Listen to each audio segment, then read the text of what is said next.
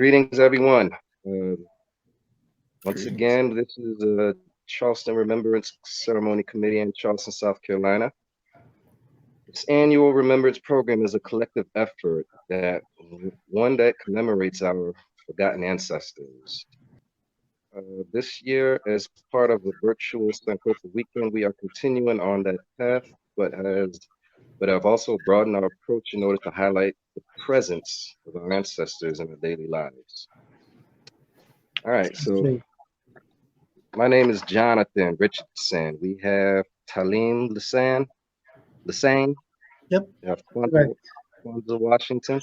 So what we are going to talk about today is hoodoo conjuring and some of its history. And we brought a man on here today so he can shed a little light on it. So why don't you go ahead and just introduce yourself first of all, and just give us a little history of who you are and what you do. Okay. Well, my name is KHOZMIQ. I am from Charleston, South Carolina, born and raised off of Dorchester Road. Both sides of my family. I'm a child of the Gullah Geechee people. My mother and my father's side are from Charleston. My mother's side goes back from Charleston to Hemingway, South Carolina, and to the motherland, Sierra Leone. My father's side from Charleston into Cross, South Carolina, and from further back into the Congo. So Charleston is what I know it is home. I love it. I currently reside in Columbia, South Carolina, but as I said before, all my family's down there in Charleston. Word. And what exactly do you do as far as your practice? Really shed a little light on that for us. Isn't that always the most interesting question I get asked? So what exactly do you do? Well, I'm a root man. I'm a hoodoo man, a root man, a witch doctor, a spiritualist, a conjurer, a prophet. Different parts of the South call it different things, but it is still the same. It is still the same. Someone who's preserving the spiritual technologies of our ancestors in the modern climate. So when people have gone through their traditional professionals, their lawyers, their doctors, their psychologists, their psychiatrists, etc., and still aren't seeing the type of results they need to see in their life, like, okay, what do I do now? Then they go down to the neighborhood root doctor. That's when they come and they see me. Yeah. We heard growing up, of course, we heard a lot about root work and root doctors, and you kind of knew, I grew up in a large Black neighborhood, and you knew who the root people were, right? I think every neighborhood had one. They're usually somewhere from the country. You say you're people from Cross and from out there. And so like now it's almost a legend, a fairy tale. They're not around anymore.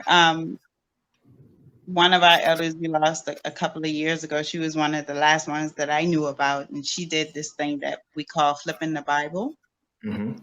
And so that was part of her divination form. But so it's really exciting to be here and to meet you and to hear all of this today. Thank you. Thank you, sister. There is I won't say this is a dying tradition, but it's certainly endangered. It's an endangered tradition. There are, when we talk about hoodoo, we talk about conjuring, root working, and we talk about Blackness, you cannot separate one from the other. It is so ingrained in us. We didn't even call it hoodoo. This is just what we did. This is just our culture. Grandma would do so and so, or she would say, when you see that man, make sure his shoes under the bed, things like that. That's what we did. Whether they were superstitions or folklore or whatever, what the old folk used to say, that was just part of our experience. And so, like you said, there's always one in the neighborhood or not very far from where you stay, especially if you're in the South, right? Just earlier today, spoke with a client from North Carolina whose father was a bootlegger, and he had a root doctor that he went to, and we started talking about that. So it has always been, wherever there's been Black people, particularly here in the American South, there has been the religion and the spirituality of Black people. That's always included hoodoo and conjure. Now, I kind of had like a quick follow-up question, because I know for a lot of people, it's something that's not readily available or readily accessible. So is this something you had to kind of go get, or was it kind of handed down to you? I had the blessing, it was handed down to me by way of my grandfather. So I still have an unbroken line, you can say, of that tradition, which I think may be some of the appeal when people come to see me and meet me, that is still a living tradition, at least in my bloodline. A lot of times, like, oh, who taught you? You know, you want to know who the people are, like where you learn from, because everybody's not made the same. So I was just kind of curious. Absolutely. And, you know, that normally there's someone in your family who knows something, you know. Back in the day, we used to say that everybody knew a trick or two. Okay. They might not have been a root doctor, just like with anything. If you've got a headache, all right, grandma will say, okay, take this pill or take this you know, this concoction or whatever the case would be, and you'll be fine. And then there are cases where you've done the tricks that you know how to do. You've taken your ibuprofen, you've taken your Tylenol or whatever, and you've taken your herbs or what have you, and you still haven't really recovered. So then you go see a doctor. Then you go see a specialist on the matter. So the old timers, everybody knew a trick for love work, or a trick to get their money moving, or a trick to take care of that boss on the job, or that nagging person in the neighborhood. Then there are times when they needed something a little bit more advanced, and that's when they would go seek out root doctor. When you mention a trick or two, it kind of reminds me of what my aunts and uncles used to say. And I mean, and they're from Belize. They're like a totally different time zone, but there'd be certain things that they would say where it kind of be summed up as saying tricks and things, you know, just tricks and things, you know. We didn't call it spells per se. We called it tricks. We called it work. You know, we called it helping ourselves. You know, that was our vernacular. Some of the outsiders came in and began to label this, that, and that, this, or whatever. But among ourselves, we called it, you know, this is the trick for so and so, you know, or trick to do X, Y, and Z. Those are some of our vernacular, absolutely. So is there any way to say give like a chronological order as far as how it came to be known as hoodoo? Because peeps came from the boats and they knew some things, but how did they adapt and evolve into what we're doing here? This is a great question, because there are some narratives out there that would work for an outsider, but not for an insider. I'll put it that way. There's a narrative that pretty much our ancestors got plucked off the land. We were primitive and dumb and stupid and barbaric, and we were taught X, Y, and Z. And as we all know here, nothing could be further from the truth. We came from a stock of shamans. We came from a stock of medicine men and healers and practitioners.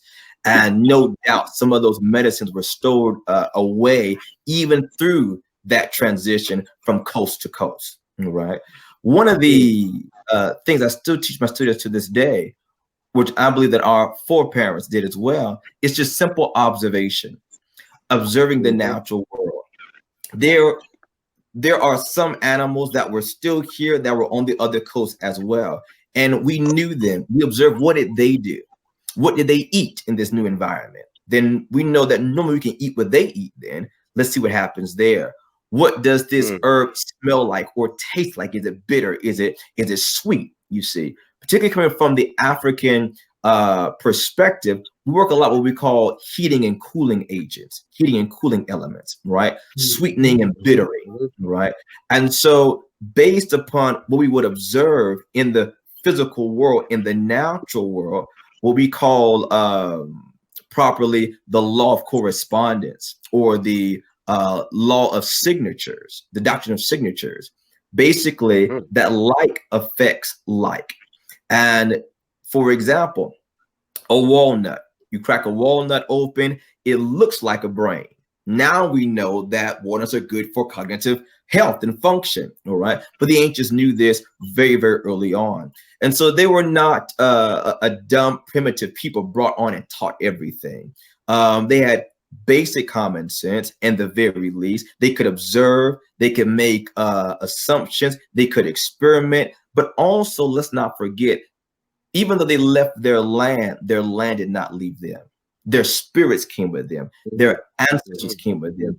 Even in the same way today, you know, if you're cooking, you may hear great grandma say, baby girl, put more of that in there. You know, they're still speaking to us today. Why not then? You see? So those who are always connected with the spirit world, even when we were in Africa, they did not lose that connection. The earth may be different, the sticks, the stones, the roots and bones may be a little bit different, but we kept that spiritual connection. And at the end of the day, that's what guided the hands of the elders, you see. So after we began to do that, then there began to be an influx in, right? We began to observe. We are an observing people. We'll sit back and wait and watch and wait and watch and wait and watch. When the white doctor came to the plantation to meet with Massa and them and Bukra and them, what was he giving them? What was he saying? You see, and what do we already have available to us on the land? What could we dig up? What could we pluck from the tree? What did the animals leave? So from basic observation and a strong connection with the spirit world was how we began to build a new catalog of herbal medicine and spiritual medicine on new territory. Nice. Yes, sir. Yes, sir. Yes, sir. Right, that's saying we're all deep. Yeah, I'm holding back there for a little while. Now, how young is he? Because I know you're old, but how young? So, but this is something very true, and I'm glad we had a chance to talk about this because I had to interject. How young is you? Oh, I'm 28 years old. Okay, see, I had to make sure that they understood where they were hearing this come from. Because you're balancing they're young and they're old, and they're going to need to see. And he's in the midst of a Saturn return. Y'all better hang on. I know it's about to get deep. Bring it, brother. Bring it. Yes, ma'am. And so I think that this is a critical conversation, because if you read the books on us, but not by us, they have a bias. And they will tell you that, you know, hoodoo is a mixture of European X, Y, and Z, Native American X, Y, and Z, and all of that may be the case in minute portions. Because we were not a people unto ourselves, in minute portions. But this idea that we were taught by the natives, we were taught by the white man how to do medicine is absolutely wrong. Absolutely wrong. We didn't need to be taught. We didn't need to be taught. We came with this information. We came with this knowledge, you see, and we passed this same thing down. For example, I'll give you a modern example of this. Most Black people that I know, okay, call sweet potatoes yams, at least in the South. Most Black people that I know never actually have eaten a yam. They've had a sweet potato. Right. A yam was native to Africa, you see. But when we came over, we saw that it looked the same, tasted the same, kind of grew the same. We began to call it yam. And that's how we began to build our new herbal lore. How is this most like what I already know about or different from it, you see? And then we step further from not just the healing aspect. The reason why we're called witch doctors, for example, hoodoo men, root workers, and so on, the herbalists, is because in the African mind, every experience can be solved by a medicine. So not only heart attack, but also heartache. You see it. Not only a headache, but also mental confusion, stress, anxiety. You see. So there was, and because it was an ailment of the body, the soul, or the spirit, there was a medicine for it, a remedy for it. Okay. As a matter of fact, you go up into Texas, what they call root work, they call it working remedy. Okay, so if, for example, you know, you had a situation at work, all right, and that boss is just grilling you on your back. He just will not let up at all. All right. Well, there's work for that too. You see, yes, it may be your love situation a little bit rocky. Okay. There's love work for that too. All right. And I think that this is kind of being lost in the modern conversation to make it more palatable for the American consumer. All right. Because there's something I like what Malcolm X said about his coffee analogy. You know, blackness is like coffee. It's strong, it's hot. And when you begin to implement too much cream, it weakens it down. And where it used to be strong, now it's weak. Where it used to be hot, now it's cold. Where it used to wake you up, now it puts you to sleep. And we're seeing that all around blackness, and in particular, hoodoo and conjure. So there is this shying away from talking about love work, or shying away from talking about domination and commanding and controlling work, you see. But the reason for this is because domination work, for example, to make someone do what you desire, that has always been the purview of minorities. That type of magical philosophy, you always find it, no matter where you go in the globe, no matter what time frame you look at, has always been the purview of a minority. Because they didn't have any other types of privilege. They had to level the playing field somehow. If I know that if I walk into a room and Tom walks in with me, because of the color of Tom's skin, he's more likely to get the job than I am, I need to somehow level that playing field. So I'm going to go into domination work, commanding, compelling, controlling, seducing type of work, you see, to level the playing field. But when you have people who don't understand that, they don't understand the systemic attack on blackness. They don't understand what it means, that prejudice and racism. They don't understand aggressions and microaggressions. They don't understand the black experience.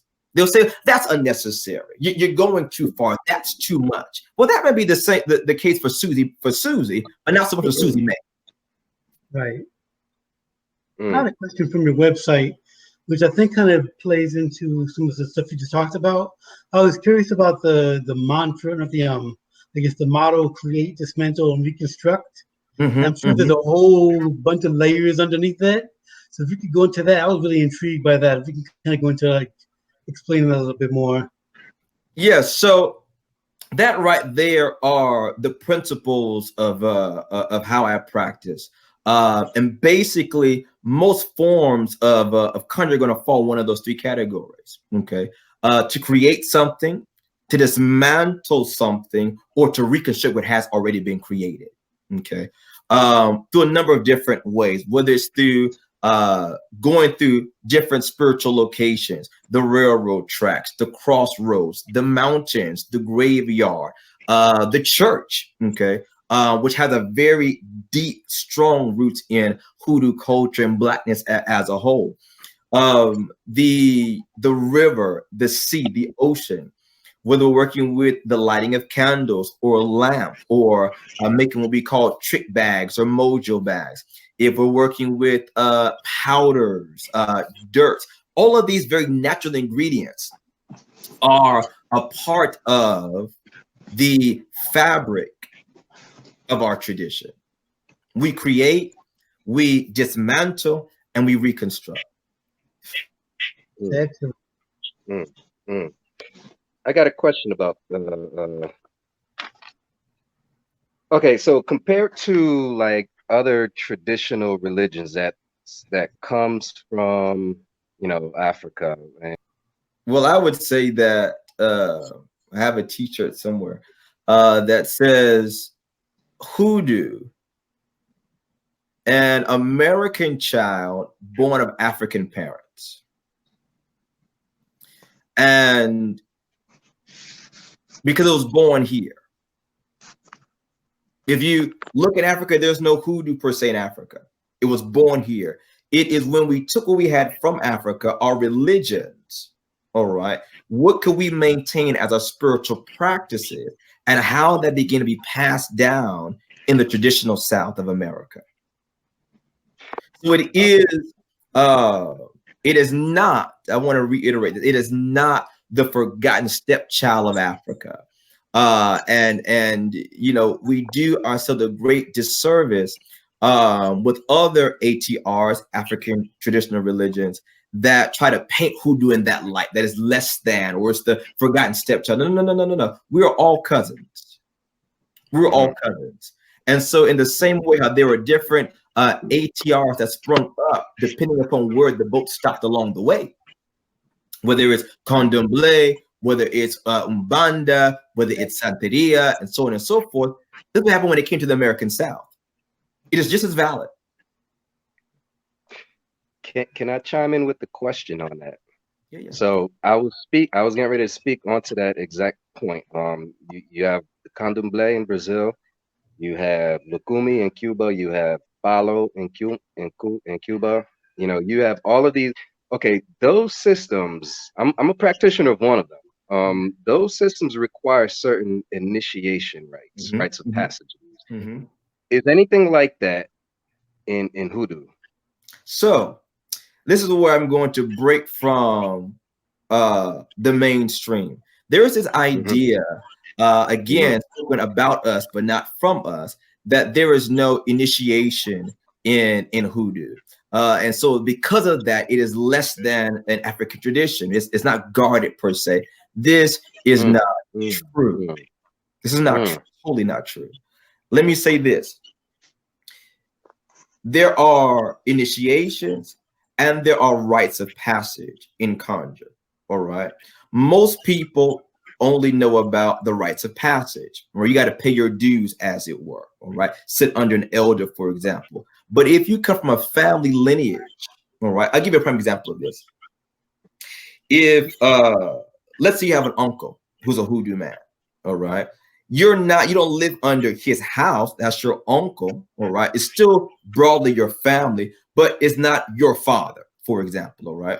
To come into his fold, we call it a house, all right? His hoodoo house per se, all right? There is an induction process, okay?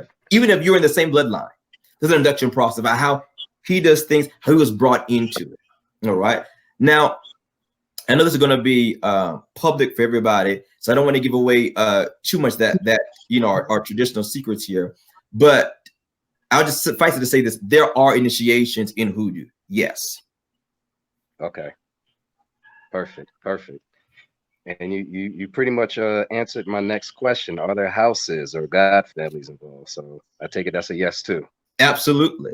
Because and this is why I tell people, you know, is an American child just born African parents, you know, and so you see these same tropes throughout. Because that's how our parents are. That's how Africa is. You see. I will say to my former point, then I'll move to the current point here. As I said before, there is initiation and there are rites of passage. All right. When it comes to hoodoo practitioners, I'm not going to decry someone if they have not gone through initiation, but they at least need to have gone through a rites of passage, okay, to come into that fold. All right. To the current point that you bring about spiritual houses, absolutely, because every house, all right, works a little bit different. All right. The way we prepare powders or what ingredients we use, we might call it all. I'll put it to you like this. We may, as a collective, as a community, we may all use the same vocabulary, but each house is a different dictionary for that vocabulary. It's kind of like, I don't know, I'm just kind of throwing a dart in the dark. Just coming from a traditional standpoint that I've been through and seen, okay, initiation is one thing. The rites of passage comes as you grow from that initiation point. Would that be something similar? So not quite similar. So rites of passage, for example, would be because we cannot the facts speak to us that there are people who don't look like you and I who are practicing hoodoo in a legitimate way. Now that scares some people, all right? Not that they've been initiated per se, but they've gone through the proper rites of passage. For example, if I'll give you an example of this. One way to find good hoodoo is in nursing homes. It's in nursing homes, all right? And there's certainly going to be a case where someone comes in and say, hey, so-and-so having this issue, sitting down talking with a patient or whatever, and they say, well, baby, you need to go do so-and-so to that man. He'll be all right. What?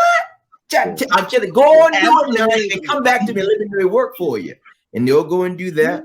They'll come in and say, well, mother, that actually did work, you know. Or it might be someone in the church, you know. And mother pray over handkerchief, say, put this under his mattress on his side of the bed and come back and see me later on. All right. So they become a rites of passage there, you see. They begin to be inducted by information, you see. And that may come about by now the initiation part of it would be, for example, the laying on of hands that mother may do for that sister. All right. And impart what she has to that sister or to that young brother. All right. We would call this in ATRs transferring licensure. All right. That now you have what we call, it's called mantling. You now have my mantle, meaning that the same thing I can perform and do. All right. If you were to go into the spirit world, they won't see you, they'll see me. Right. You have licensure that operates, I operate, for example. If you were to look at hoodoo, and you wanted to dissect it, you wanted to study the X and Y chromosome, where did it come from out of Africa? I would say from the Yoruba and the Congo. Hoodoo is amazingly Congolese. Amazingly Congolese. From the Nganga and the Prenda to the Mojo bag and the pot. From the in Yoruba, there's a great dealing with the herbs and the plants and the leaves. You go down to the Congo, more so the sticks and the branches, the palos. In America, in hoodoo, we now do with the roots, you see. So there is, as I said before, it is an American child born of African parents.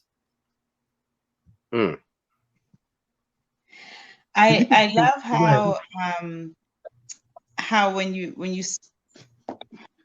speak about the work and how you say it's passed down, to be able to go in front of our elders and to sit at their feet, to give them our issues, our problems, things that they've already gone through, and they pass it on to you freely. And if you pay attention, they bestowed upon us a world of information. So much of what I've learned by mouth from my elders, I use today with my children, especially with my family. And as I share it with folks, if they're from Charleston, then they heard it and it's a superstition or just something different. But to the world, to the rest of the world, they're amazed. I'm glad that narrative is changing, and I'm sure that people like you are exactly the reason why.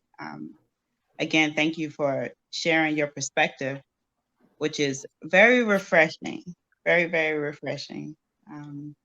But yeah, I like how you spoke about how it's just passed down. It literally, and it's not just one elder, it's just whoever sees you in need, they understand your strife. Yeah. And you just get it as you go, as you grow, as you it's amazing. Beautiful culture. I always had a question kind of, since we're talking about, commemoration of the ancestors and like what role working with ancestors plays within hoodoo and work for you and for just in general. It is the role. It is the role. It is 100% founded. It is the bedrock of the practice. You cannot be effective in hoodoo conjure without a strong, how can you bear fruit without roots? It's called root working. You got to work your roots. And I'm not just talking about high John and origin. I'm talking about your roots. Where do you come from? Who are your people? There's a certain signature, a certain spiritual signature of your people. Like I said earlier, I got off the phone with a client of mine who is in North Carolina. And what is a constant theme through her and through her family was the railroad. Was the railroad track. Whether they were hopping cars, whether they were bootlegging, whether they were laying down railroad, that was a constant thread. All right. So the railroad is a strong spot for her to do work at now. You see, because we advised her. All right. Search out your history. Stop everything. Put down the sticks, the stones, the roots, the bones. Come back to that later and go seek out your ancestors. That's always the number one thing. It's number one. It's number one. Because without that, you have no basis for anything else that you're doing. You have no basis for anything else that you're doing. Because you're always going to be flying blind. Always. Because the ancestors have already been there. And they can see what you cannot see. They can hear what you cannot hear. And they can go where you cannot go in the physical body. And so they are always the bedrock of every African practice. And hoodoo is absolutely no different. Absolutely no different.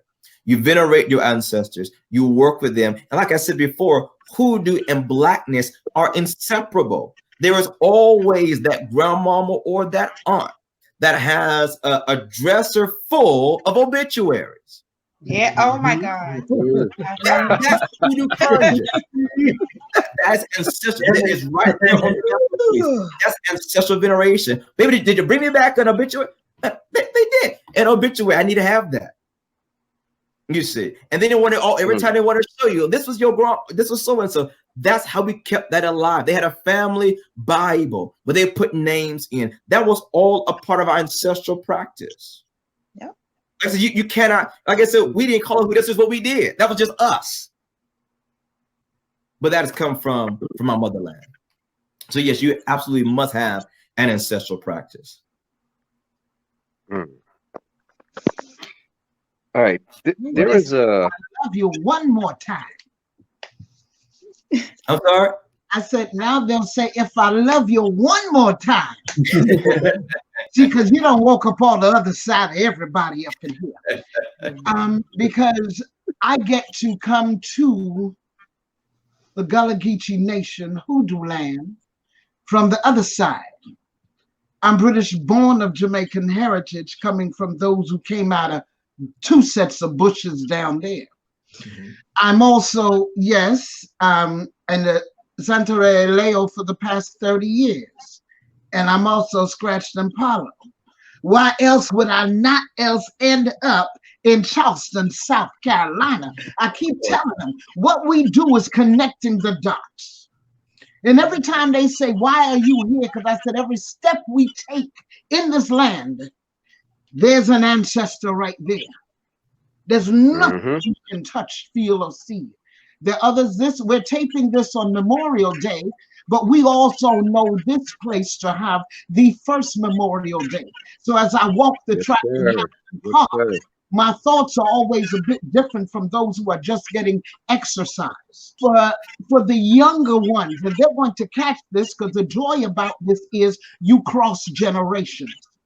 For those who are just coming into those moments of dreams, when they're at that stage of puberty and things are starting to wake up and are not necessarily expressed through art or dance or whatever, and even in athletic pursuits, because here we are in the midst of a pandemic.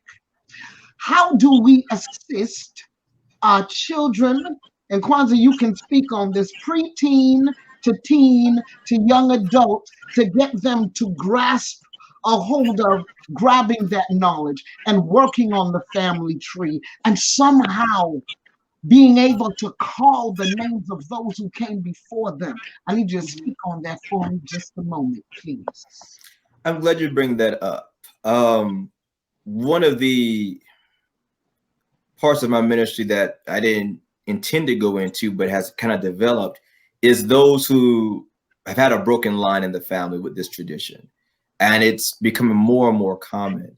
there is a generational divide, and part of it is our society. Number one. Number two, there's a generation of my peers and those coming behind me, a little bit older than me, who will not be humble. They won't be humble. They will not. I remember my mentor used to say to me that he said, power is put in your hand, but authority is put at your feet, because you must stoop down to pick it up. And there are those who will not stoop down. It's unfortunate. They think they know, they feel they know everything, especially in the advent of Google and the internet. I can just Google it. They don't sit at the feet of the elders. And because of that type of attitude, the elders, unfortunately, have also begun to withdraw themselves as to not be spurred by the young generation. So there's this divide emerging. To your point, the first thing I would say is make that part of the culture of your family. As I said before, hoodoo is not just what we did, it was who we are. It was about everything. It's about everything. If you make it not just an activity that is separate other than regular day life for the family, but that this is what we do, that it's not just a practice, not just an activity, this is us, it's culture, then it'll begin to integrate and be ingrained a lot deeper and a lot easier into the next generation. Because this is what we did, you see. Going to natural places, taking them to the grave, letting them see you work, all right? How you approach certain things, include them in that. If you have an ancestral altar, work it with your children, right? Have them change the water out, have them clean off the white cloth or whatever. Go with them, take them with you when you go to the graveyard of the ancestors, you see, things of that nature. Also, there is if they're interested in something, okay, whether it's sports, the arts, or whatever, look at what specific field they're interested in and what region they are, their city or whatever, and find the first Black person to do it well in that area. And research, make that part of their project, study that with them. Go to any historical places that may be connected with that. Make it part of the culture of your family, and it won't ever be lost. If you try to implement it as a separate subject matter or as an activity we do every now and then, but if what we do, it'll never be lost. Mm-hmm. I feel like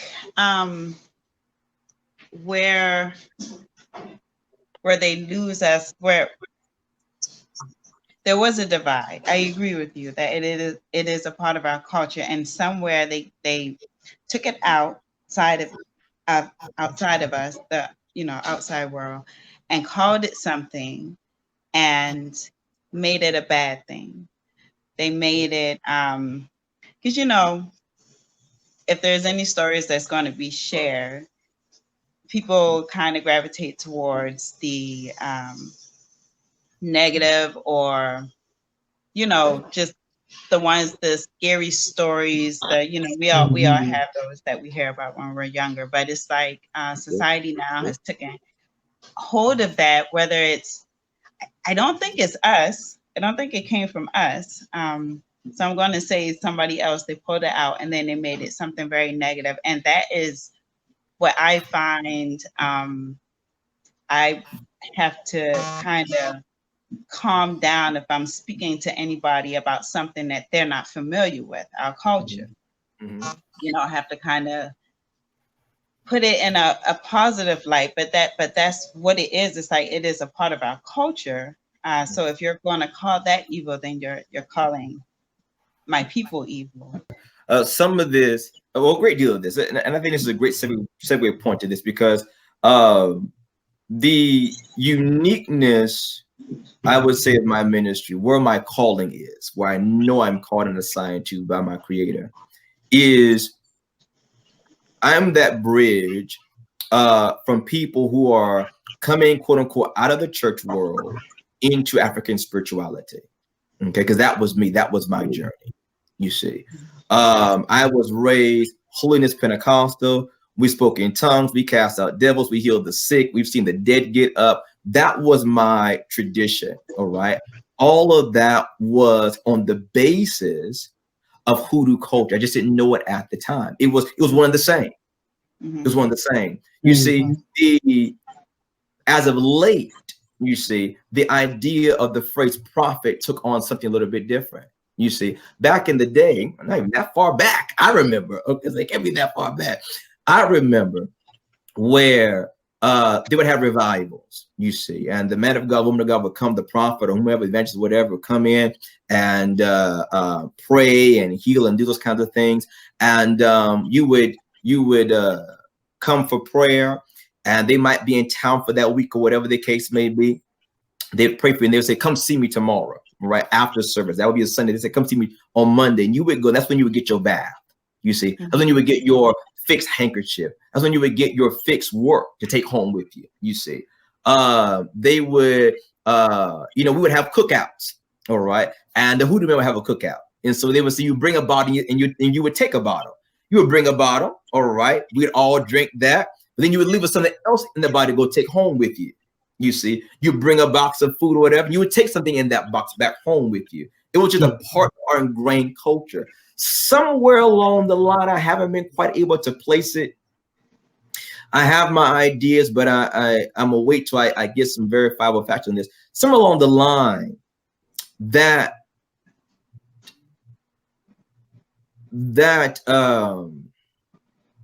amorphous nature of our tradition, where it was the church and Conjure, it was one and the same, you see. It was the prophets who were giving out numbers, back in the day, and they would do it. If you had the ear for it, they would tell you what the numbers were. By this, I mean you were doing lottery or scratch offs in their sermon. They would say Matthew 8 and 19. 8 and 19. Mothers would, they would go and play that, Or they would say, man of God, I had a dream about whatever. And they say, oh, these are the numbers for that. You see, this is part of our culture. Somewhere along the line, we allow these deeply European, imperialistic, colonialized idea of Christianity seep in. And all of that became demonized. Do you think a part of that had to do with the Great Migration? I think some of it did. I think what we saw was we went up north, saw something different, and came back and began to dictate to those who were still in the South. Oh, child, that ain't too much, right? You see. But here's the other thing about that is when pusher come to shove, we all got cousins like that. They say, "Oh, I ain't doing all that. That's that evil stuff." But when push come to shove, push they call up grandmama behind the scenes, Yeah. So I think that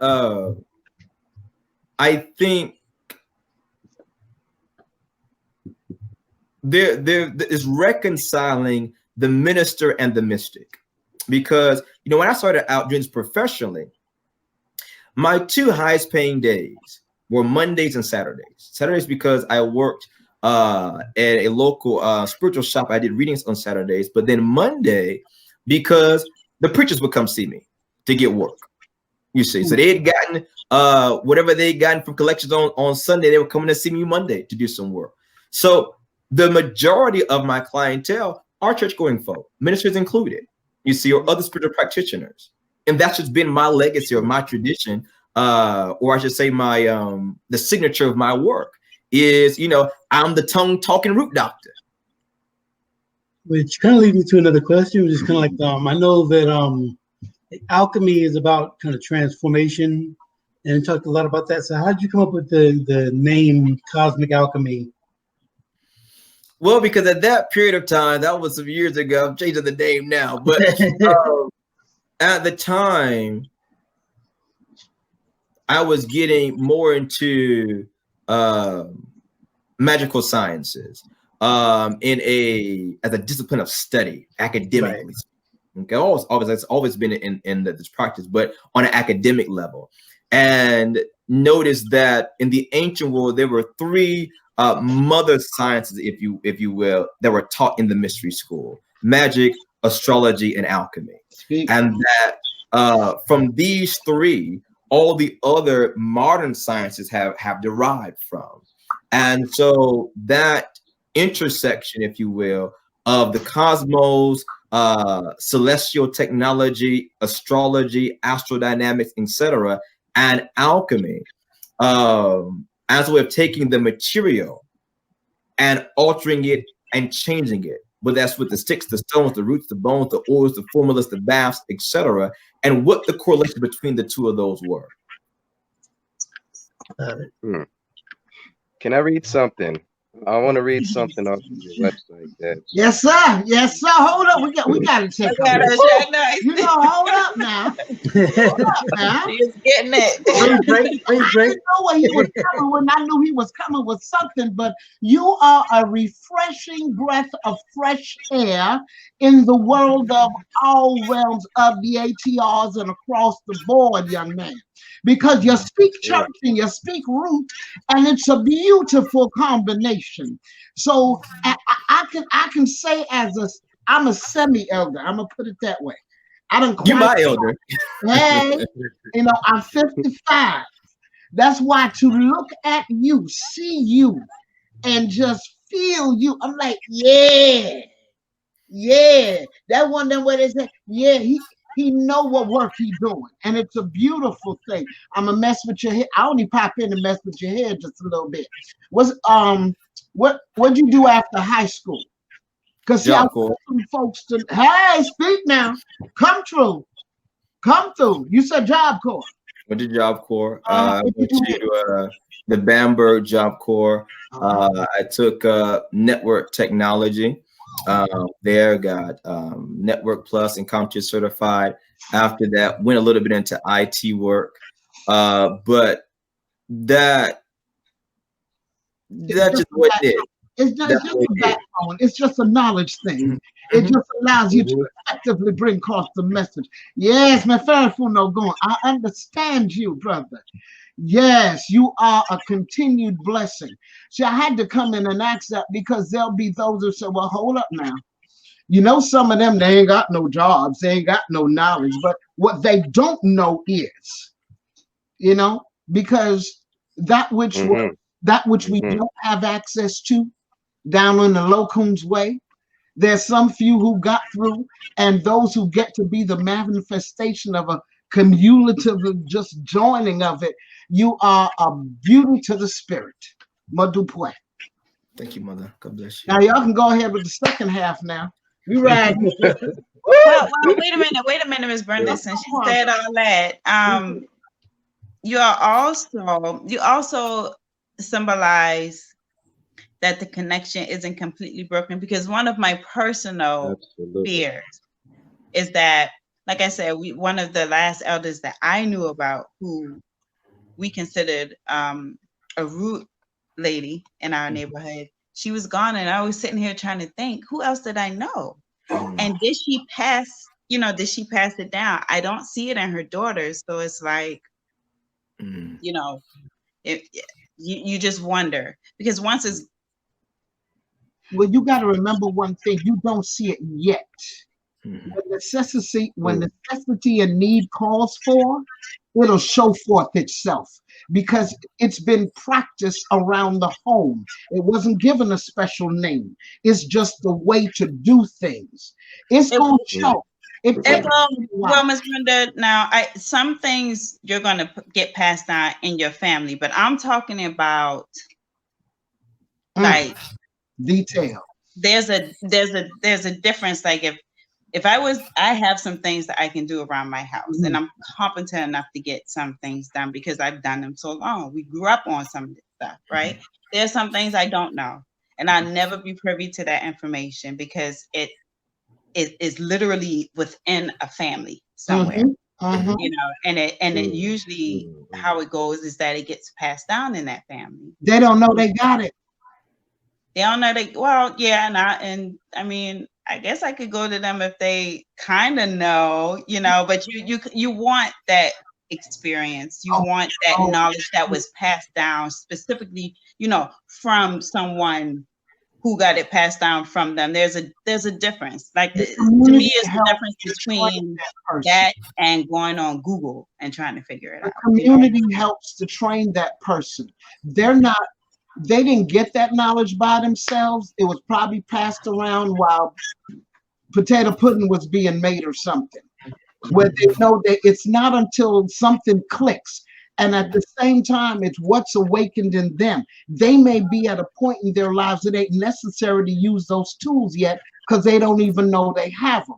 Sometimes you either have to strip everything away from them or elevate them to a point that they find that they have to reach for tools to maintain. And then that's when they turn around and probably got to go see my brother here. And he's like, hold up, you do what I do, wake up.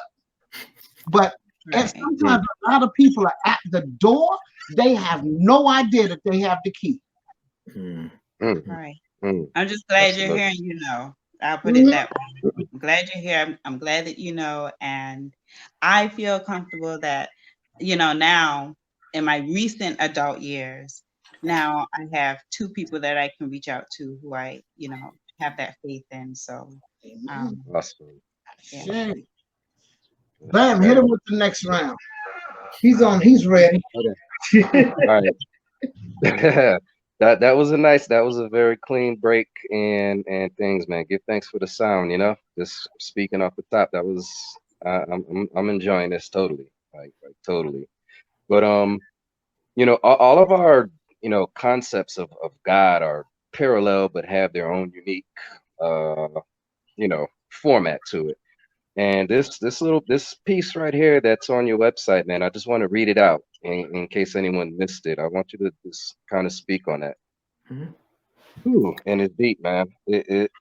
Let me use this time to clarify something about how I view the nature of God. Right? God is a God of confusion and still not a God of confusion. By nature, God is a peacemaker as opposed to a peacekeeper. God uses confusion as a means to an end and not an end in itself. Peacekeepers are passive in the approach of peace and shy from confrontation or assertion. Peacemakers prefer not to have conflicts, but will rise to the occasion without hesitation. Sometimes there will be war before peace is secured. Is that your own words, or is that like a quote from somewhere? No, that's my own words. Absolutely. Care to elaborate on that? That's like a ton of brick for me. So all throughout the scriptures, and I think in that article I list numerous of them. Confusion was a divine strategy in times of war. And just to give context for that, I was talking about doing confusion work, all right, against an aggressor. Okay. There are different ways to address spiritual attack and things like that, and aggressors on the job or whatever. As a matter of fact, that comes out of a situation with a client and things going on her job. And you throw confusion in the mix. And the idea is basically this: while your adversary is scrambling out of confusion, they ain't got time to deal with you. And you're fine, you see. But God would often use confusion as a way to occupy the adversary and their resources, their time, their energy, and get them all in a confuddle while he begins to play it his own way. All right. So here we have the idea of a peacekeeper and a peacemaker. If you're familiar with a biblical narrative, Saul, the first king of Israel, and David, the second king, are a great example of peacekeepers and peacemakers. Saul was a peacekeeper, very passive. He didn't want to offend anybody. Samuel said, go in, kill all of them. Don't leave not one standing. Don't leave the king, don't leave the flock, kill them all. And Saul spared the king. So I didn't want to be that aggressive. We can put this as sacrifice before God. Everybody's going to go fine. And of course, that enemy rose up again later on down the line. He didn't put them to death immediately. David said, I'm a peacemaker. All right. I don't want war, but we will have war to secure peace. And so there are situations that are called for when you have to meet fire with fire. You have to address certain things head on. All right. And there are many different avenues to engage with an individual or with an entity or organization or a construct. All right. Like Sun Tzu said, the art of war. War is an art. It's an art form. So yes, I stand by those statements that God is a peace maker. And when you look through the book of Judges, okay, if you have any concern about maybe what the biblical idea of a social justice warrior looks like, there's a whole book of them. It's called the book of Judges. Every individual, we think of just as someone who sits upon clad in all black with a gavel in their hand. But in the biblical model, it was an individual, much like a folk hero, who saw the oppression of their people and arose to the occasion. And after they succeeded, then the people made them a ruler over them. That's why they got the term judges. But the book of Judges is full of social justice warriors. The prophets that's one of the key components of prophetic ministry, is social justice work. Because God is a God of justice and equity of law. Right there. Click on that, Brenda. Excuse me, y'all. Sorry.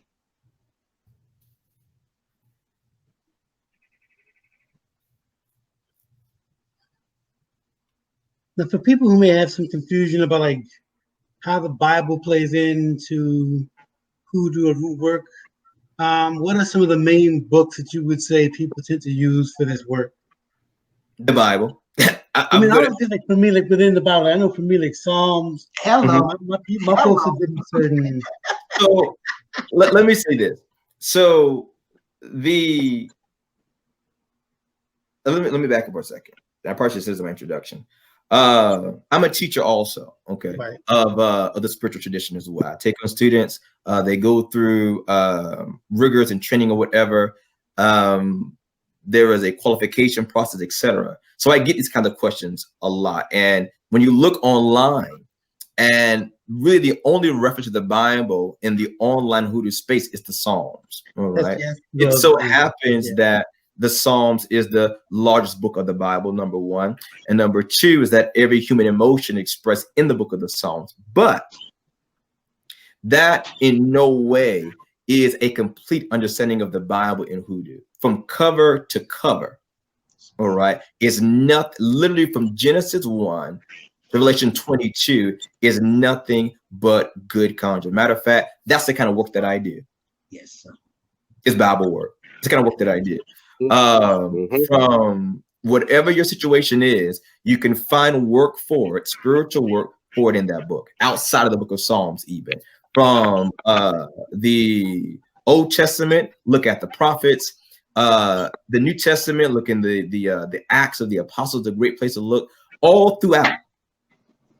All right, it is absolutely replete, cover to cover, page by page. It's dripping, but those who have eyes to see, with spiritual content and the spiritual work to be done.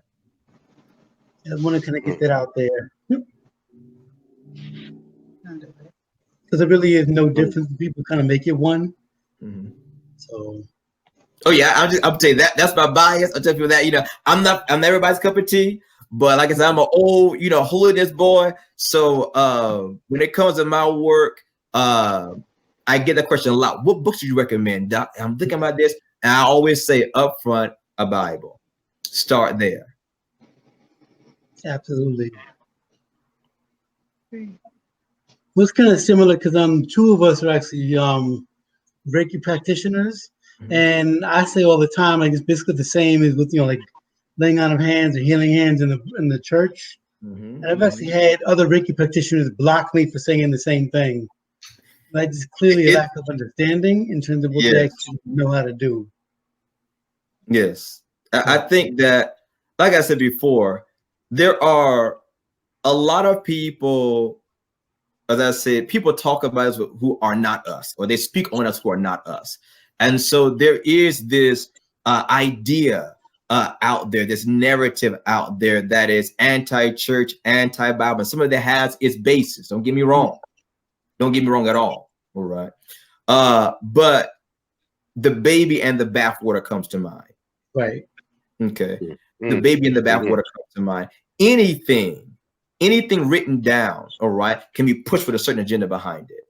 You see, when the spiritual house that I go is called House of Zion, aka the Conjure Church. And we talk, this is part of our lifeblood, is going through the scriptures. All right. And is this, you know, what does the Bible say about astrology? I get so many questions about well, is this condemned in the Bible? I always heard this was a bad thing. Can you show this to me? Like I said, the majority of people I speak to are ministers. I would say about 2/3 of my students are ministers, come out of being ministers, or have a very strong church background. And that's the big leap they have to cross over is, I still have this kind of feeling about this, but when you take time with them and teach them and show them in a conversation, line upon line, precept by precept, verse by verse, book by book, chapter by chapter, and you give them context. I think a lot of times we hear verses blasted at us that have been hoodwinked and hijacked from their context. And so proper hermeneutics have not been done on that text. And it lends to so much error and misinformation. I have a brother in Colombia, real deep brother, man. Like my blood brother. He's been talking to me for years and years. I haven't gotten around to it, but he reads the Bible all the time, and there's a point in time where he can literally point out the 12 astrological signs within the 12 sons of Israel, and not just there. Yeah. The scriptures are highly, that science we call the astrotheology. They're highly astrotheological from beginning to end. And I teach this also in the House of Zion as well, because the whole notion, not only the sons of Jacob, the 12 tribes, even the 12 disciples or the 12 apostles, even the term Galilee, all right, Jesus that comes from Galilee, that term there in the Greek literally means the circuit of the zodiac. You see, if you look into Job chapter 38, he talks about the Mazzaroth, the constellations, the stars there. Judges 5:20 covers that the stars in their courses fought against Sisera. Astrology, he had a bad day. He didn't check his chart that morning and he ended up dying, actually, if you read the whole story. But line upon line, you look in Joshua chapter 10, verse 11, 12, and 13, where Joshua talks about the solstice, all right? Sun stands still, moon stands still. So all throughout this, in Acts 7:20, I think, or 7:20 or 22, says that Moses was a choice child. He was learned in all the wisdom of the Egyptians, you see. And so he wasn't just a stepchild of Pharaoh. He was learned in all their sciences, you see. Whether it was creating of the golden calf, all right, that was an alchemical process, burning it down to ash, mixing it with the water, making them drink that. All of these things are all throughout the scriptures, you see. It is nothing new. I think that it's kind of covered up, maybe. I think that we have a lot in Christendom, I can say, coming from that background in the pulpit, for example, is somebody is preaching something or teaching something, and they got it from somebody who got it from somebody who got it from somebody who got it from somebody who did not actually read it.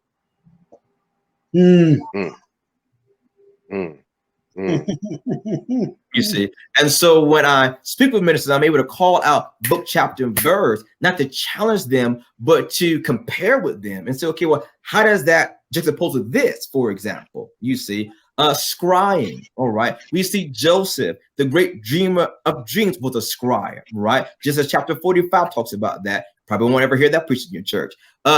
Daniel, all right, was called the master. He was a prophet, a seer, served under 5 kings. He was called the master of magicians. Daniel chapter 4, verse 7, called the master of magicians. So these are all throughout the text. So throughout the text. The issue, if I can just go off here on a slight tangent while I have the time here.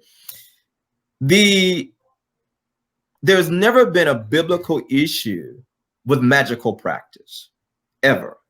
The issue has come up in, I'm sorry? No, I was just agreeing with you. I was absolutely agreeing with you. Understand that the Bible and the biblical narrative come from Africa. So there are certain key components. Again, American child born of African parents. So there's something we're going to see here as well. And that's all about licensure. Always about licensure.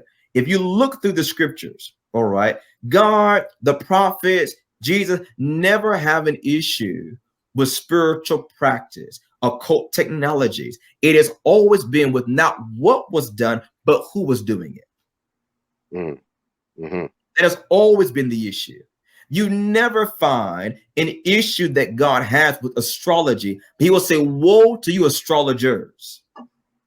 You see, Jesus obviously was for the law. He said, I did not come to change the law, yet he rebuked the lawyers. He was for holiness and rebuked the separatists called the Pharisees. He was for paying taxes and still rebuked the tax collectors. It never was the practice, but always the nature of the practitioner was his problem. Whose hands was it in? You see, that was always the issue. When unskilled, untrained, undeveloped, unequipped people rush zealously onto occult technologies, that becomes a problem. They already had a mystery school to train, to equip, to develop their mystics. They call them in the Bible, they call them schools of the prophets. So anyone who was practicing a similar technology, but had not gone through the school of the prophets, were deemed false prophets. They were deemed witches. They were put to death. That was illegal activity. They were working illegally. And for one reason is because we can't track you. It becomes a safety issue. Just like with any field, you have certain requirements, credentialing, training you go through. You have a board to answer to. We have something called malpractice. I can strip you of your license because you went through certain schooling. So any and everybody could not just assume these things. And that's where the strong rebukes and the death sentences would come from. And can I just say something to that? During my studies years ago, maybe like, I don't know, almost 10 years ago. So I'm not going to get very technical. But I studied the Gnostic texts. And in those texts, they describe Christ differently. They described him as being a student, a student that went through a very rigorous and strict initiation. And I mean, just like nothing like what we've been taught. And he just kind of shows up on the scene having it all. Yeah. I mean, it was so strict. I just couldn't believe it. So, I mean, if anyone ever wants to see that side of it, the Gnostic texts are I mean, it's so plain. You can find it online. He is called Jesus of Nazareth, the Christ. And the Christ, all right, like you would say summa cum laude, okay? It is one who has mastered a mystery school, the Mashiach, the Christos, the Christ, the sum total, all right?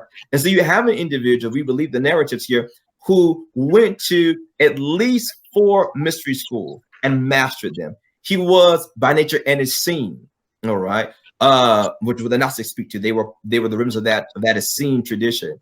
And he mastered their school. He went as a Kabbalist and mastered their school. We know that he went to Egypt and studied under the school of Asclepius, the healer, and mastered their school. And even in India, all right, so their legend said he came there as well. They called him Saint Isa and went and mastered their school. And so when we use, for example, the name of Jesus in work, what we are invoking is a name that's recognized across diverse spiritual traditions and diverse mystery schools. You see, we are invoking someone who has graduated top of his class and all of them, all right, and was a master teacher, and that would have been enough for him to qualify as a mystic. But he took the route of Messiah in that he came back to his own people and taught them. That's right. Can I shift it? Was you about to say something else? No. Okay, I just want to shift it slightly. You speak of this word. How do you say it? Licencia. Okay, I know it is licencia because due to my the path that I'm in. Can you speak a little bit on that when you say licencia? That's how I heard it pronounced. Right. It's the same thing. It's license. Right. Do you have permission? For those who don't know. Okay, right. For those who don't know. Do you have license? Do you have permission to do this or to perform a certain task, right? Have you been deemed equipped, able, or just do you have the permission, all right, to do this? Just because you can do it, or even you know how, do you have a license to do it? For example, most of us learned how to drive before we got our license to do so. So we knew how, we legally could not do that. You see, so licensure makes sure that you're not performing an illegal, a spiritually illegal activity, because that has its own violations and fines along with it. There's certain things that you won't be covered for example, if you do without licensure. Thank you for that. Yeah, just in terms of, like, I guess, quote unquote typical hoodoo practice, could you go a little bit, not too much detail, like the difference between like a curio or a what's the other word, like a mojo bag or whatever else people may kind of hear about, and clear up some of the realities behind those. Like, what are they for and what do they really do? Okay, so to break it down, and again, mojos bags in particular are a great way to trace the DNA of hoodoo back to the Congo. Okay, before they were put into iron pots or even clay pots, for that matter, the prendas and the nganga, they were first carried around in burlap sacks. Okay, and that burlap sack would have the sticks, the stones, the roots, the bones, the mysteries, as it were. It would be a microcosm, okay, of the world, and the spirits would inhabit that. They'd be anchored in there. And over a period of time, I'll put it to you like this: those of you who may be very deeply Bible struck, think of it like the Ark of the Covenant in many cases. Okay, good analogy. And I've been working on a paper on that just as a side. Okay? but what I'm getting at is the burlap sack, all right, would take sacrifices of blood. So over a period of time, it would begin to turn reddish in color or ruddy color, all right? That became converted over here in the South, working on cotton plantations where cotton and cotton byproducts were easy to acquire, such as flannel, all right? And so red flannel would be the ace choice, all right? Again, that cloth soaked in red, or the burlap sack soaked in the blood of sacrifices, for example, all right? So represented life. The mojo bag as a whole, the skin of it, or the cloth, is like a body, all right? What you put into it, the curios, if you want to call it that, the charges, we would call it, are the organs in that body, and it receives the breath of life. How does it work, you may say? It works through inoculation and through radiation.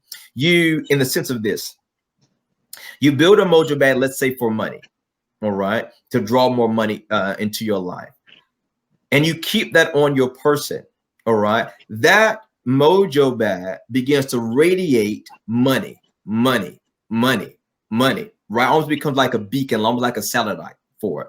While you keep wearing that on your person, all right, like ink, like a drop of ink in a glass of water, that energy of money begins to feed into, begins to leak into, begins to inoculate your whole aura, as it were. So now you become a walking money magnet. You see, it becomes attracted to you. So that's the basic idea of how mojos work. You just brought light to a very interesting moment, because in having to move from New York to Charleston while I was visiting here, that which was very, very, very heavy and would have been difficult to move cross country the way I was moving was alleviated from me. But because there had been that which was fashioned a certain way, always travel ready, you heard simply, whatever it is you need, you have with you. And because I was coming into light, that's all I'm gonna say. Go ahead, bro. Go ahead. But that would be a simplistic way to kind of break down the technicalities of how it works.